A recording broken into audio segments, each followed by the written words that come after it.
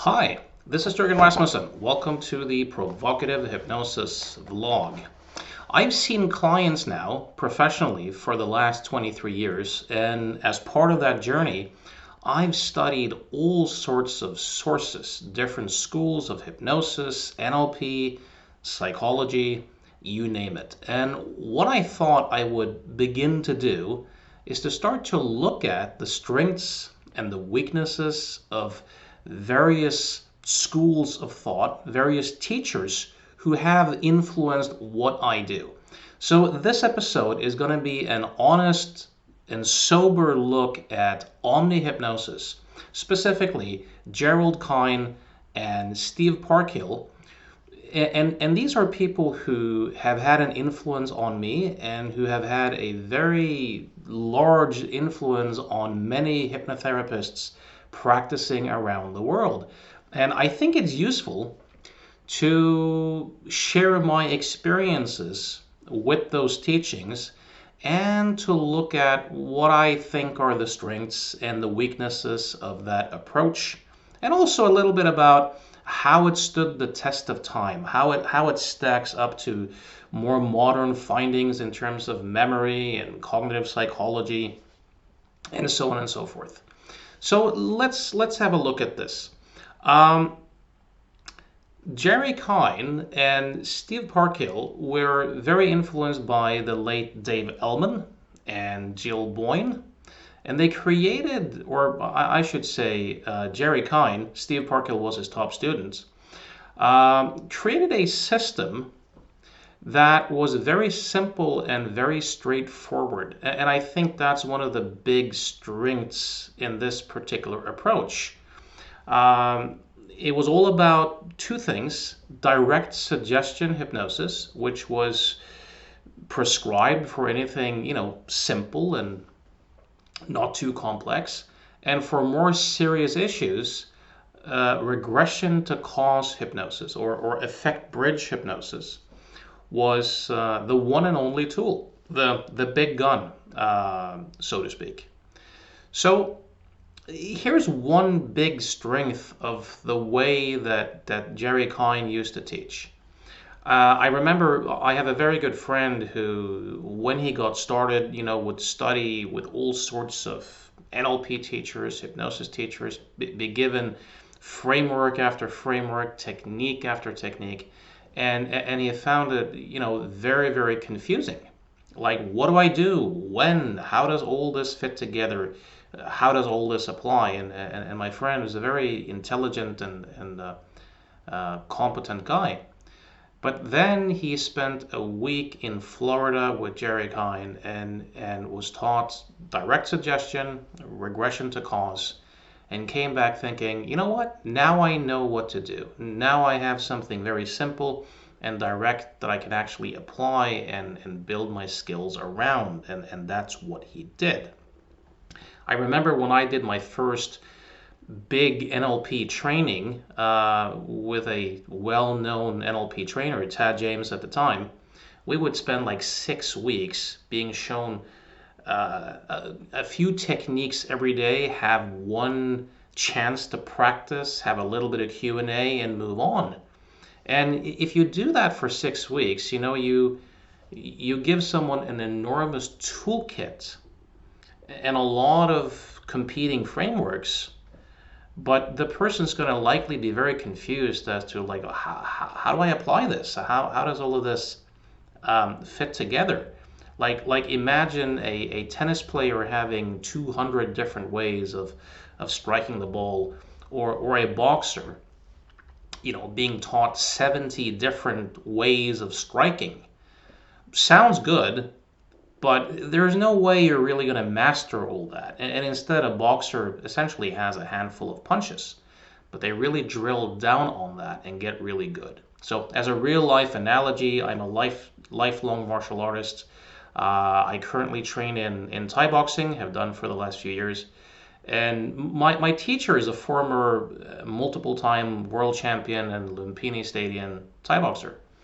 Now, when we spar, he kicks my ass. And I have a lot more techniques and a lot more versatile background, so to speak. I have a lot more different moves, whereas he seems to essentially base his game on his left shin kick.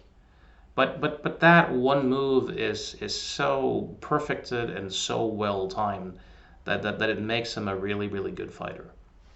So this is a strength, I think, of the Omni method is having something really simple and very direct that you can do. Um, Now, something else that I think the Omni school emphasizes is certainty. You know, there's kind of a black and white thinking. There's a very certainty, confidence based approach. And when people are vulnerable and in emotional distress, they have a tendency to look for the least uncertain, right? So if you can be that person and you can impose a framework or essentially direct them during those times, it's likely that you can have more of an impact than people who don't have that level of certainty. Of course, this is a huge double-edged sword that I'm going to take a look at later. Um, Given that it's so simple and straightforward, it means that pretty much anyone can learn it and apply it.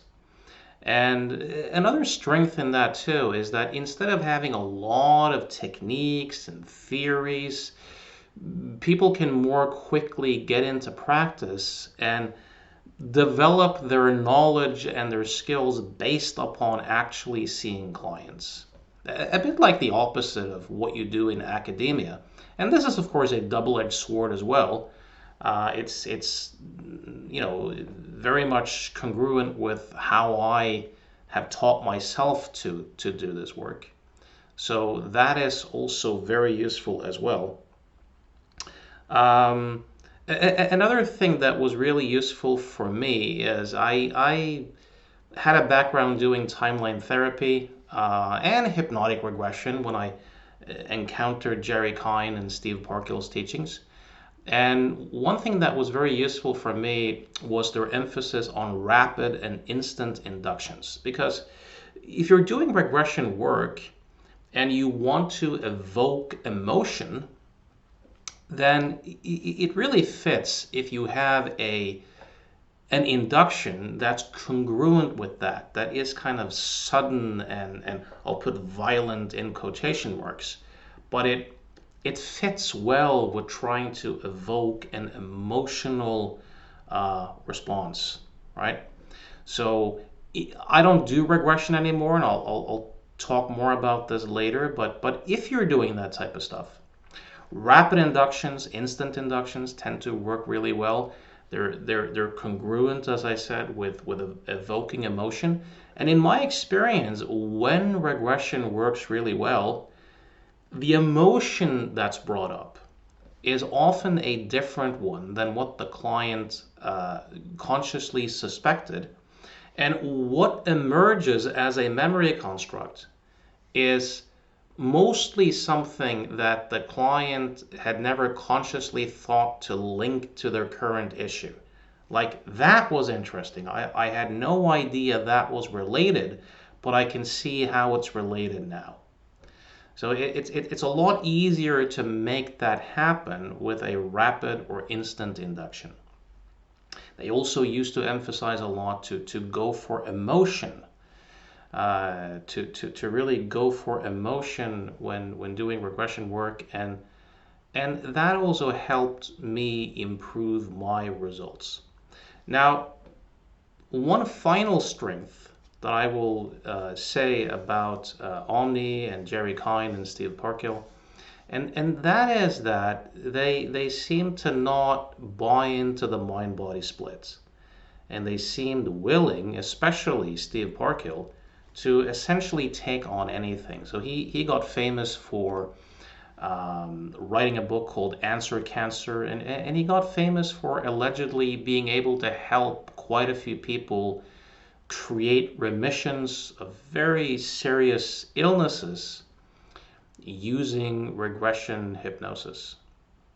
So that willingness to be, call it politically incorrect, and to be a pioneer of sorts, where he was willing to take on those cases, um, that's a big strength as well. I should say I only met Jerry Kein once at a hypnosis conference and attended a class with him there. But he had a huge video library of over 40 videos, and I watched all of those videos except two. And I read his book. And I used to watch the podcast that he used to have. And of course, I've studied Dave Ellman and Jill Boyne and the various sources that his work is based upon. Steve Parkhill, I knew a little bit. My good friend Brian Mahoney had studied quite a bit with Steve Parkhill, and he got me in contact with Steve Parkhill. And the funny thing is, I was trying at the time, this was back in 2008, I think. I was trying to get various well-known hypnotherapists to write forward, for my book, Provocative Hypnosis, and to review it. And Jerry Kein never responded, but Steve Parkhill did, and he seemed to more or less hate it. But he was provoked by it, and we ended up having quite a few phone conversations over the next 3 years or so, where I would essentially pick his mind on how to work with chronic illnesses and people who were seriously ill, and I've seen a couple of people blog about their results with Steve, but I can't really say I know someone who's worked with him. But I think it's very likely that he got many of the results that he claims to have gotten. And my basis for saying that is because I could take the stuff that he was teaching me and apply it to my own live clients and see the results. And it became very obvious to me that this was a guy who had spent a lot of time doing that type of work, and who kind of knew the subtleties and knew how to troubleshoot. So Steve Parkhill was a character, very black and white thinking, very opinionated, but also generous in terms of being willing to share. So all credit to him for that. Now, of course, one more strength before we get into some of the weaknesses is the kind of Dave Ellman idea that all hypnosis is basically self-hypnosis, right? So they didn't present this as something they did to someone else. They presented it as this is something that human beings can do, and that you, as the so-called hypnotist, is essentially just a guide, a teacher, guiding them. So let's look at some of the what I think are strong weaknesses to this particular approach. I mentioned that the strong part is that it's relatively easy and simple and straightforward, and most people can learn it pretty quickly. The downside of this is that it tends to result in the Dunning-Kruger effect on steroids. And if you're familiar with that effect, you know that it's essentially about how people with little knowledge and little competence tend to dramatically overestimate their skills. And this happens with a lot of people who have studied that particular direction, because since they essentially don't know much, they then very easily end up thinking that, well, there isn't really that much to know. And as a result of that, a lot of other things just looks like overcomplicated stuff that there's really no point at looking into. So it tends to stunt growth and development and encourage incompetency. Because if you've listened to the videos, you see that both Steve and Jerry, they don't really encourage people to look at other teachers, other modalities, other ways of thinking. It's a very protective, kind of black and white, tribal, this is it type of approach, which then easily lends itself to people doing outdated stuff and maximizing the Dunning-Kruger effect. Now, another bad part of this too is that you'll become a one-trick pony.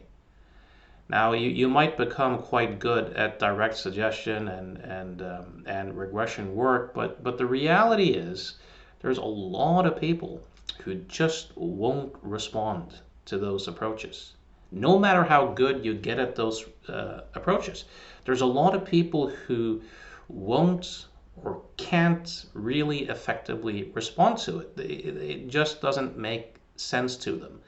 And as a result, you'll strike out and not be able to help a lot of clients who you could otherwise help if you were flexible both in terms of framework, orientation, and technique.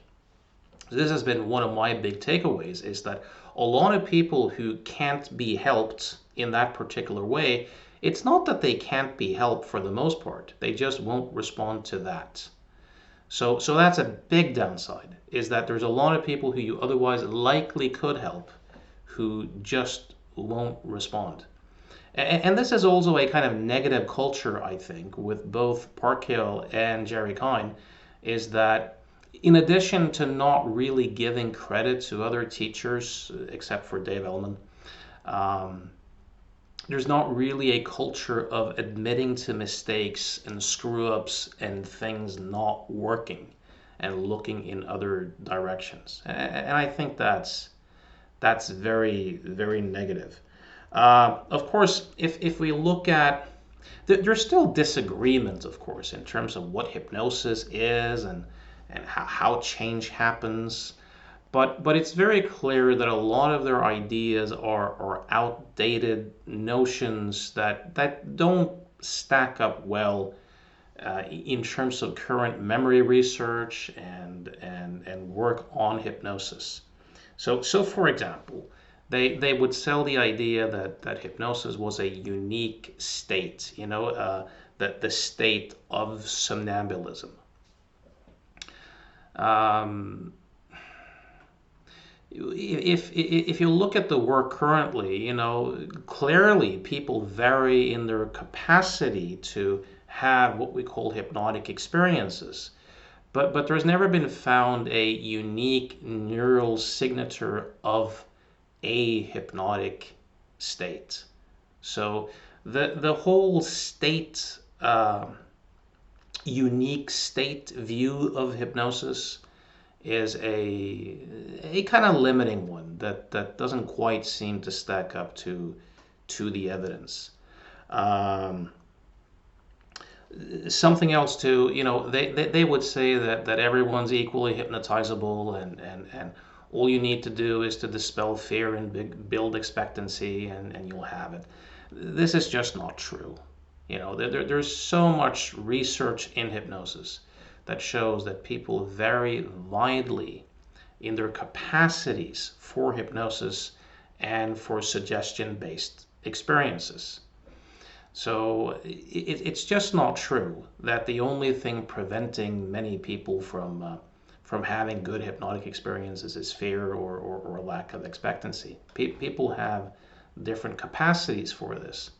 And another weakness of the approach is that there's then no emphasis on how do you adapt what you do based upon your actual client's capacities. There's no individuality in this.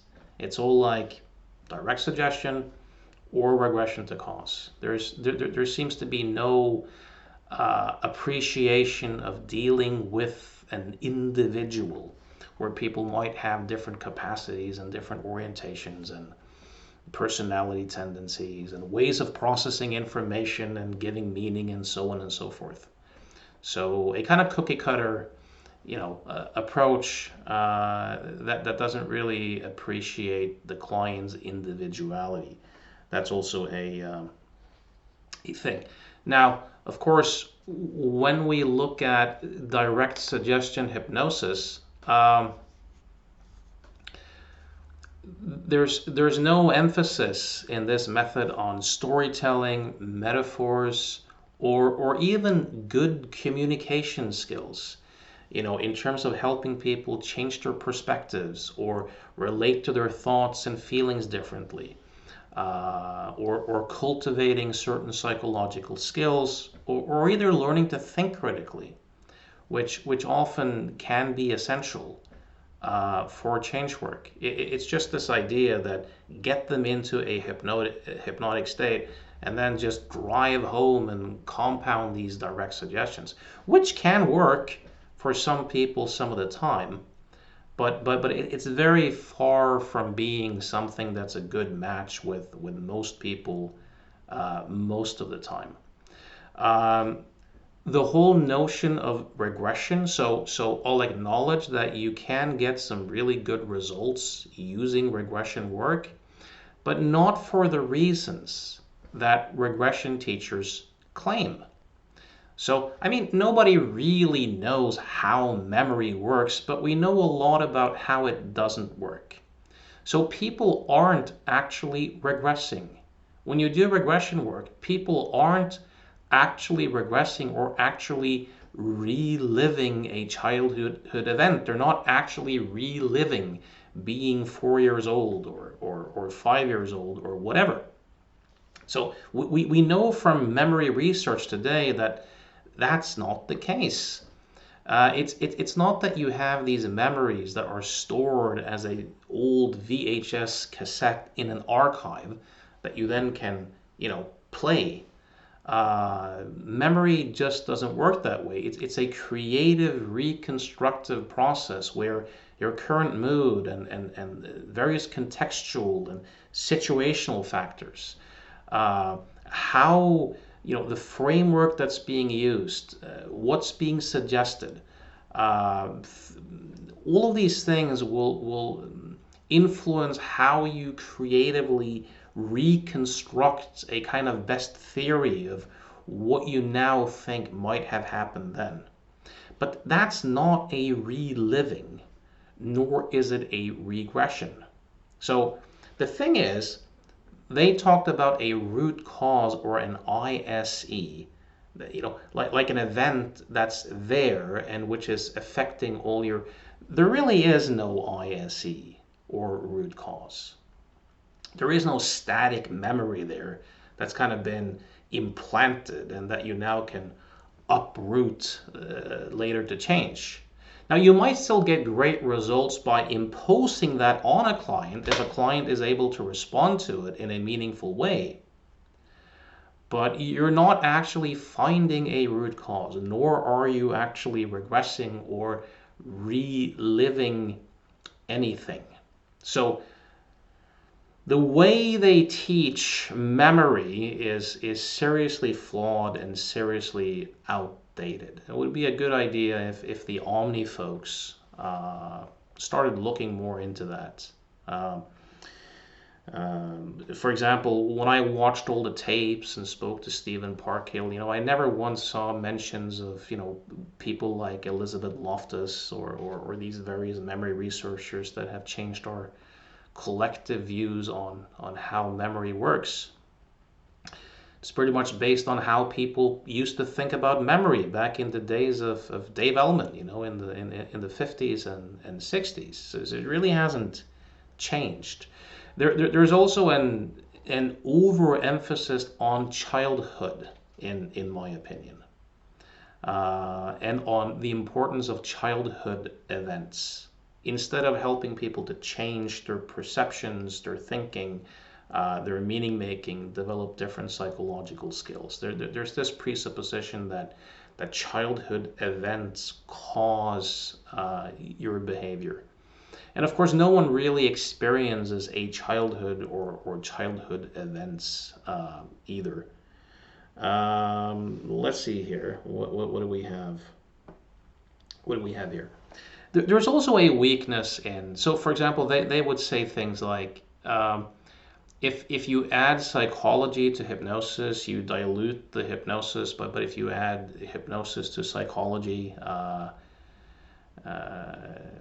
or actually the other way around, that psychology kind of destroys the hypnosis, but that hypnosis can amplify the psychology. A lot of nonsense like that they would spout. So you could say that hypnosis or hypnotherapy was the first kind of psychotherapy, right, in the West, for lack of a better term. But they really did not credit their sources well. So, for example, the first person I know of who wrote about and did affect bridge regression was John Watkins during the Second World War. People like Herbert Spiegel did similar stuff at that time. Milton Erickson may have done that type of stuff long before that, but you never see any acknowledgement of these historical figures. And the really interesting thing is, given how down they are on psychology in general, and of course NLP, that they would continually misrepresent. Because it's one thing to disagree with something, but it's something else to just completely misrepresent something based upon not really having studied it. If you do some basic research into the work of Sigmund Freud, you'll see how influential Freud has been on the thinking of Gerald Kein, and also in particular Steve Parkhill. You'll see once again affect bridge regression. John Watkins back in the Second World War. No acknowledgement there. You'll see the forgiveness work that they do, the idea of expressing trapped emotions and getting them out, which probably isn't a good idea. There's a lot of research that shows that the more you punch pillows or yell at dead relatives while you hallucinate them in chairs, that the more you do that, the angrier you'll tend to be. Now, of course, if there's forgiveness and the perceptual shift, you might still pull it off. But Fritz Perls's work was very typical for that sort of stuff. And of course, you have the huge emphasis on forgiveness, which seems very influenced by Christianity, right? So I always find it kind of ironic just how influenced these folks were by many psychologists while pretending not to be, and completely not offering any credit whatsoever. So those are things to keep in mind. Now, they were very into not leading the client. So they were quite good at asking open-ended questions. So when, for example, they would do regressions, it would be questions like, well, first impressions, are you inside or out? Are you standing, sitting, or alone? Is it nighttime or daytime? So they would be pretty good at that, which is good. So they clearly had some awareness that you could implant false memories by doing this sort of work. But I also think they completely underestimated just how leading they were. So I'll give you an example of this. Steve Parkhill, in his work, would do a pre-talk where he would present a mind model where he would present the idea that illness is the result of a self-mutilation program running in the client's unconscious mind, which I think, as a metaphor, is probably accurate in many cases. But he would present that way, and he would talk in a very cause and effect way of like the punishment fits the crime, and just like 2 + 2 is 4. The more severe your illness, the stronger the self-mutilation program, and the stronger the guilt or the shame or whatever it might be. So he he'd present a very strong model like this. Now, remember, he worked in Florida, and his heyday was probably in the 90s when he saw the most clients. This was also the time where the whole recovered memory movement, where people would discover repressed memories of abuse in therapy, stuff that in all likelihood never happened. This was the heyday of that sort of nonsense. Now, of course, when I look at Parkhill's cases, I'm struck by how often incest and sexual abuse show up as these root causes. And also parents talking about abortion or misguided, abortion attempts. And Parkhill would always claim that people were discovering this stuff. But imagine this. It's the 90s. It's the height of this whole repressed memory epidemic that was going on in the United States at the time. If you doubt that, check out Mark Pendergast's work, Memory Warp, or some of his other books on the topic. And also consider a pretty religious Christian surround. Now, given that religious Christian conservative surround and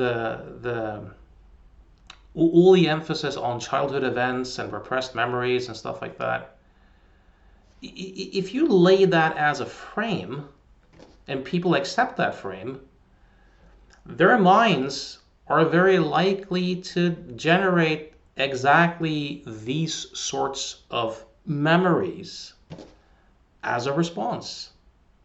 They're not likely discovered. They're more likely co-created as a result of the context and the framework. And of course, the fact that these memories may appear, highly emotionally charged, it's very easy to then mistake them for real. So for example, in Parkhill's office, people would be reliving abortion attempts and rehearing conversations in the Zoom of their parents discussing abortion and these sorts of things. And of course, memory research is very clear that we don't really have the capacity to remember these sorts of things.